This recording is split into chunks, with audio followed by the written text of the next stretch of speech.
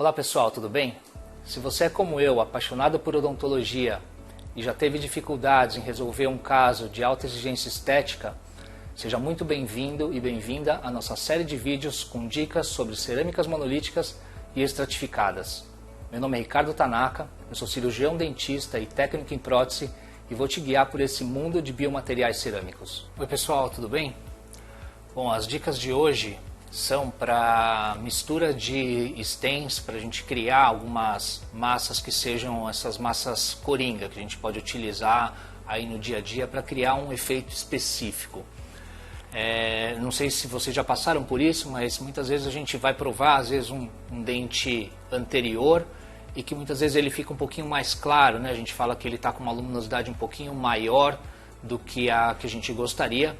E existe uma maneira da gente fazer com que essa peça diminua essa luminosidade sem alterar muito a cor dela, tá?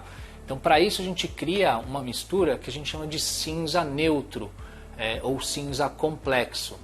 Nada mais é do que a gente misturar as três cores primárias, o azul, o amarelo e o vermelho. E assim a gente vai criar um cinza que nada mais vai fazer do que baixar a luminosidade dessa peça. Tá? Então, para isso eu vou utilizar aqui os stents universais da Dentsply Sirona, o Blue, o Raspberry e o Sunset para criar essa massa de cinza complexo. Então, olha só, quando eu misturo o vermelho, o azul e o amarelo na mesma quantidade, eu vou criar aqui uma massa que a gente chama de cinza complexo. Essa massa nada mais vai fazer do que baixar um pouquinho o valor dessa peça quando eu precisar diminuir um pouco a luminosidade dela em algum caso em específico.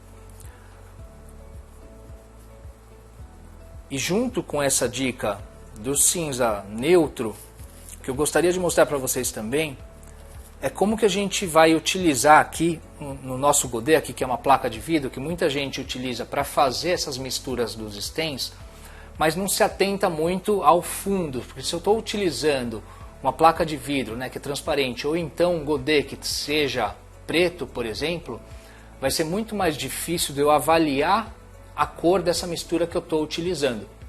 Então eu sempre dou a dica de quando você for utilizar uma placa de vidro, ou então um godê que seja escuro, o ideal é sempre você utilizar um fundo branco. Então na placa de vidro, por exemplo, eu posso colocar um fundo completamente branco para que eu possa avaliar essa mistura e saber se eu estou chegando nesse cinza neutro que eu quero chegar. Porque como aqui a mistura é relativamente, né, no olho, a proporção, eu preciso estar enxergando a cor dessa cor terciária aqui que eu estou criando com a mistura desses stents para ver se está certo. E se o meu fundo for escuro, fica muito difícil de eu avaliar. Então aqui dá para a gente perceber a diferença, né, entre o cinza ali que eu criei basicamente com a mesma mistura num fundo preto e num fundo branco. Aqui com o fundo branco eu consigo ver bem que eu atingi esse cinza complexo. E aqui no fundo preto eu não tenho certeza, eu sei por causa da mistura que eu fiz que ele está próximo ali de um cinza, mas qual é o grau desse cinza? Se eu preciso inserir um pouquinho mais de azul, um pouquinho mais de vermelho, um pouquinho mais dessas cores para atingir esse cinza, fica um pouco mais difícil por causa do fundo. Então a dica que eu dou é fazer a mistura das cores terciárias, mas sempre que possível fazer sobre uma base clara, uma base branca, de preferência para você poder avaliar essa mistura.